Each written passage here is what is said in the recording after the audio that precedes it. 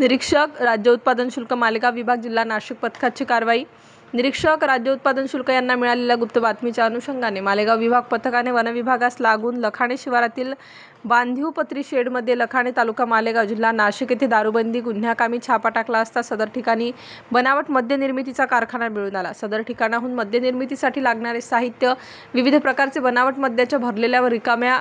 बाटल्या तसेच मद्यसाठा वाहतूकीसाठी वापरण्यात येणारे एक महिंद्रा कंपनी निर्मित पांढऱ्या रंगाचे चारचाकी वाहन पिकअप जिचा प्रादेशिक परिवहन हिरो होंडा कंपनीची एक दुचाकी असा सदर कारवाईमध्ये वाहनासह एकूण रुपये 14,51,240 किमतीत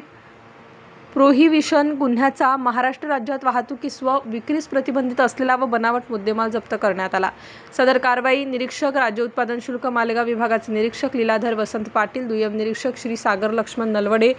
रियाज शेख व कडवण विभागाचे निरीक्षक CH पाटील, RJ पाटील व दुय्यम निरीक्षक मनीष पाटील कोंडे साहेब तसेच सहाय्यक दुय्यम निरीक्षक श्रीमती वंदना देवरे तसेच जवान सर्वश्री दीपक गाडे, श्याम पानसरे, प्रवीण अस्वले,